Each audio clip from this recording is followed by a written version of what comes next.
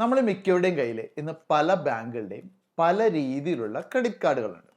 ഈ ക്രെഡിറ്റ് കാർഡുകളൊക്കെ തന്നെ നമ്മൾ പൊതുവായിട്ട് ഉപയോഗിക്കുന്നത് ഒരു ഓൺലൈൻ ഷോപ്പിൽ, അല്ലെങ്കിൽ വീടിനടുത്തുള്ള ഒരു ഷോപ്പിൽ, അല്ലെങ്കിൽ പെട്രോൾ ബാങ്കിലൊക്കെയാണ് അല്ലേ. ഇവിടെയൊക്കെ നമുക്ക് സ്വൈപ്പിംഗ് മെഷീൻ ഉണ്ട്. നല്ലൊരു ക്രെഡിറ്റ് എമൗണ്ടും നമുക്ക് ഈ ഒരു ക്രെഡിറ്റ് കാർഡിലുണ്ടാവും. അപ്പോൾ ഇത്രയൊക്കെ നിരവധി ക്രെഡിറ്റ് കാർഡുകൾ നമ്മുടെ കയ്യിലുണ്ടെങ്കിലും ഇതിലൊക്കെ വളരെ വലിയൊരു തുക ക്രെഡിറ്റ് ബാലൻസ് ആയിട്ട് അതിലുണ്ട് എങ്കിലും ചില സാഹചര്യങ്ങളിൽ നമുക്ക് ഇത് ഉപയോഗപ്രദമായി വരില്ല. അത്തരം ചില സാഹചര്യങ്ങളാണ് നമുക്ക് നമ്മൾ താമസിക്കുന്ന വീടിൻ്റെ റെൻ്റ് അടയ്ക്കണം, അല്ലെങ്കിൽ കുട്ടിയുടെ ട്യൂഷൻ ഫീ അടയ്ക്കണം. ഇവിടെയൊക്കെ നമുക്കിത് ഉപയോഗിക്കാൻ പറ്റില്ല. കാരണം എന്താ? അവിടെ നമുക്ക് സ്വൈപ്പിംഗ് മെഷീൻ ഉണ്ടാവില്ല. അപ്പോൾ ഇത്തരമൊരു സാഹചര്യത്തിൽ നമ്മൾ അറിഞ്ഞിരിക്കേണ്ടതാണ് ചില ആപ്ലിക്കേഷൻ ഉപയോഗിച്ചുകൊണ്ട് നമുക്ക് ഈ ക്രെഡിറ്റ് കാർഡിലുള്ള തുക ആ വ്യക്തികൾക്ക് റെൻ്റായിട്ടോ ഫീ ആയിട്ടോ അല്ലെങ്കിൽ മറ്റ് എക്സ്പെൻസ് ആയിട്ട് നമുക്ക് അയച്ചു കൊടുക്കാൻ പറ്റും. അത് അയാളുടെ ബാങ്ക് അക്കൗണ്ടിലേക്കാവാം, അല്ലെങ്കിൽ അയാളുടെ UPI ID-യിലേക്കായിരിക്കാം. അതിപ്പോൾ നമ്മുടെ ആണെങ്കിലും അതിലേക്ക് നമുക്ക് അയക്കാം. അപ്പോൾ ഇത്തരത്തിൽ നമ്മൾ അറിഞ്ഞിരിക്കേണ്ട ആ ഒരു ആപ്ലിക്കേഷനാണ് ഞാൻ ഇന്ന് ഈ ഒരു വീഡിയോയിലൂടെ നിങ്ങൾക്ക് പറഞ്ഞു തരുന്നത്. അപ്പോൾ അതിനോടൊപ്പം മറ്റു ചില കാര്യങ്ങൾ അറിഞ്ഞിരിക്കണം. അതായത് നമ്മൾ ഇത്തരത്തിൽ ഒരു ക്രെഡിറ്റ് കാർഡിൽ നിന്നും മറ്റൊരു ബാങ്ക് അക്കൗണ്ടിലേക്കോ അല്ലെങ്കിൽ നമ്മൾ ഒരു UPI ID-യിലേക്കോ റെൻ്റൽ ഫീ എന്ന രീതിയിൽ നമ്മൾ ക്യാഷ് അയക്കുന്ന സമയത്ത് ഒരു നിശ്ചിത ഫീ വരാറുണ്ട്. പക്ഷേ ഈ ഒരു വീഡിയോ കണ്ടാൽ നിങ്ങൾക്ക് അത് ലാഭിക്കാൻ കഴിയും. കാരണം എന്താണെന്ന് വിശദമായിട്ട് ഈ ഒരു വീഡിയോയിൽ ഞാൻ പറഞ്ഞു തരാം. അപ്പോൾ നമ്മളിവിടെ ഇതിനായിട്ട് ഉപയോഗിക്കുന്നത് ഹൗസിംഗ് എന്ന് പറയുന്ന ആപ്ലിക്കേഷൻ്റെ ലിങ്ക് വീഡിയോയുടെ കമൻറ്റ് ബോക്സിലുണ്ട്. ജസ്റ്റ് ആപ്ലിക്കേഷൻ ഇൻസ്റ്റാൾ ചെയ്യുക. അതിനുശേഷം ഇതെങ്ങനെ നമുക്ക് ഉപയോഗിക്കാമെന്ന് നോക്കാം. ആപ്ലിക്കേഷൻ നമുക്ക് ഐഫോണിലും ആൻഡ്രോയിഡിലും ഒക്കെ തന്നെ ഇൻസ്റ്റാൾ ചെയ്യാം.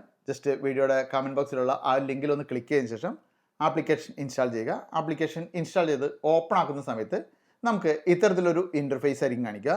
ഇവിടെ നമ്മൾ പേ ഓൺ ക്രെഡിറ്റ് എന്നത് സെലക്ട് ചെയ്യുക. അങ്ങനെ പേ ഓൺ ക്രെഡിറ്റ് എന്നത് സെലക്ട് ചെയ്ത് കഴിയുമ്പോൾ നമുക്ക് ഇത്തരത്തിൽ നിരവധി ഓപ്ഷൻസ് ഇവിടെ കാണാം. ഇവിടെ നമ്മൾ എഡ്യൂക്കേഷൻ ഫീസ് എന്നത് മാത്രം സെലക്ട് ചെയ്യുക. അതിനാണ് ഇപ്പോൾ നമുക്ക് നിലവിൽ ഓഫർ ഉള്ളത്. അപ്പോൾ അതുകൊണ്ട് മറ്റൊന്നും സെലക്ട് ചെയ്യരുത്, അത് തന്നെ സെലക്ട് ചെയ്യുക. പ്രത്യേകം ഓർക്കുക, നിങ്ങൾ ഇതിനു മുമ്പ് ഹൗസിംഗ് ആപ്ലിക്കേഷൻ ഇൻസ്റ്റാൾ ചെയ്ത് ഉപയോഗിച്ചിട്ടുണ്ടെങ്കിൽ നിങ്ങൾക്ക് ഇപ്പോൾ ഈ ഒരു ഓഫർ കിട്ടില്ല. ഓഫർ എന്താണെന്ന് ഞാൻ പറഞ്ഞു തരാം. അപ്പോൾ നിങ്ങൾ ആദ്യമായിട്ടാണ് നിങ്ങളുടെ മൊബൈലിൽ ഈ ഒരു ആപ്ലിക്കേഷൻ ഇൻസ്റ്റാൾ ചെയ്യുന്നതെങ്കിൽ മാത്രമാണ് നിങ്ങൾക്ക് ഈ ഒരു ഓഫർ കിട്ടുക. ഇനി നിങ്ങളിവിടെ കണ്ടിന്യൂ അമർത്തുന്നു. കണ്ടിന്യൂ അമർത്തിയതിന് ശേഷം നിങ്ങൾക്ക് എത്ര രൂപയാണ് ആ ഒരു വ്യക്തിക്ക് റെൻ്റൽ അല്ലെങ്കിൽ ഫീ ആയിട്ട് അയക്കേണ്ടതെന്ന് വെച്ച് കഴിഞ്ഞാൽ ആ ഒരു എമൗണ്ട് അവിടെ ടൈപ്പ് ചെയ്യുന്നു. അപ്പോൾ അങ്ങനെ ടൈപ്പ് ചെയ്തതിന് ശേഷം താഴെ നിങ്ങൾ വീണ്ടും കണ്ടിന്യൂ അമർത്തുന്നു.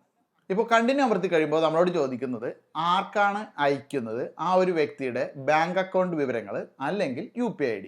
ഈ ബാങ്കിങ് വിവരങ്ങൾ നമുക്ക് അക്കൗണ്ട് നമ്പർ, അതുപോലെ IFSC ഇങ്ങനത്തെ കാര്യങ്ങൾ ആഡ് ചെയ്തുകൊണ്ട് വേണമെങ്കിൽ നമുക്ക് അവരുടെ ബാങ്ക് അക്കൗണ്ടിലേക്ക് ഡയറക്റ്റ് ട്രാൻസ്ഫർ ചെയ്യാം. ഇതല്ല എങ്കിൽ നമുക്ക് വെറുതെ UPI ID മാത്രം ടൈപ്പ് ചെയ്തുകൊണ്ടും ഇതിലൂടെ നമുക്ക് ട്രാൻസ്ഫർ ചെയ്യാൻ സാധിക്കും.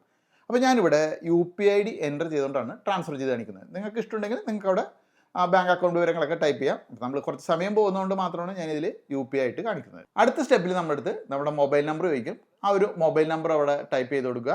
അതിനുശേഷം അവിടെ നമ്മുടെ മൊബൈലിലേക്ക് ഒരു OTP കൺഫേം ചെയ്യാനായിട്ട് വരുന്നതായിരിക്കും. അപ്പോൾ ആ ഒരു OTP കൃത്യമായിട്ട് തന്നെ അവിടെ ടൈപ്പ് ചെയ്ത് കൊടുക്കുക. അങ്ങനെ OTP വെരിഫൈ ചെയ്ത് കഴിയുമ്പോൾ ഇനി ആരാണ് ക്യാഷ് അയക്കുന്നതെന്ന് ചോദിക്കും. നമ്മളാണല്ലോ സ്വാഭാവികമായിട്ടും ക്യാഷ് അയക്കുന്നത്. അപ്പോൾ നമ്മുടെ പേര് നമ്മളവിടെ ടൈപ്പ് ചെയ്യും. ഇപ്പോൾ ഇവിടെ താഴെയായിട്ട് നമ്മൾ അയക്കാൻ പോകുന്ന എമൗണ്ട് കാണിച്ചിട്ടുണ്ട്. 3000 എന്നാണ് കാണിച്ചിരിക്കുന്നത്.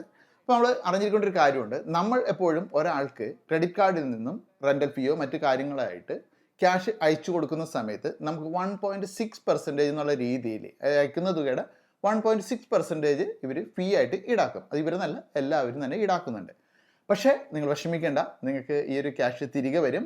അപ്പോൾ അതിന് നിങ്ങൾ ചെയ്യേണ്ട കാര്യം എന്താണെന്ന് വെച്ച് കഴിഞ്ഞാൽ കുറച്ച് താഴേക്ക് നോക്കിയാൽ അവിടെ have you and invite code എന്ന് ചോദിക്കുന്നുണ്ട്. ഞാനല്ല നിങ്ങളെ ക്ഷണിക്കുന്നത്, ഇത് കമ്പനി വരുന്ന കോഡാണ്. അപ്പോൾ ഈ ഒരു കോഡ് നിങ്ങൾ അവിടെ എൻ്റർ ചെയ്യണം. ഇത് ക്യാപിറ്റൽ ലെറ്ററിൽ തന്നെ നിങ്ങൾ എൻ്റർ ചെയ്യണം. വേറെ എന്തെങ്കിലും കോഡാണ് നിങ്ങൾ ടൈപ്പ് ചെയ്യുന്നതെങ്കിൽ നിങ്ങൾക്ക് നിങ്ങൾ കൊടുക്കുന്ന ഫീ തിരിച്ചൊന്നും കിട്ടില്ല. അപ്പോൾ നിങ്ങളത് കൃത്യമായിട്ട് ഇതുപോലെ തന്നെ ടൈപ്പ് ചെയ്ത് കൊടുക്കുക. അതിനുശേഷം താഴേക്ക് വരിക. അപ്പോൾ ഈ ഒരു കോഡ് എൻ്റർ ചെയ്ത് കഴിയുമ്പോൾ നമ്മൾ 1.6% അല്ല അടക്കേണ്ടത്. അത് നമുക്കിവിടെ 50% ഓൾറെഡി കുറഞ്ഞിട്ടുണ്ട്. ഇനി നമ്മളിവിടെ താഴെ പേ കൊടുത്തിട്ട് നമ്മുടെ ക്രെഡിറ്റ് കാർഡ് ഡീറ്റെയിൽസ് ഉപയോഗിച്ചിട്ട് നമ്മൾ പേ ചെയ്യുക. ഇങ്ങനെ പേ ചെയ്ത് കഴിയുമ്പോൾ നിങ്ങൾക്ക് ആപ്ലിക്കേഷനിലേക്ക് ബാക്കി 50% ക്യാഷ് ബാക്ക് ആയിട്ട് വരും. അപ്പോൾ അടുത്ത ട്രാൻസാക്ഷൻ നിങ്ങൾക്ക് ഈ ഒരു തുക തന്നെ ഉപയോഗിക്കാം.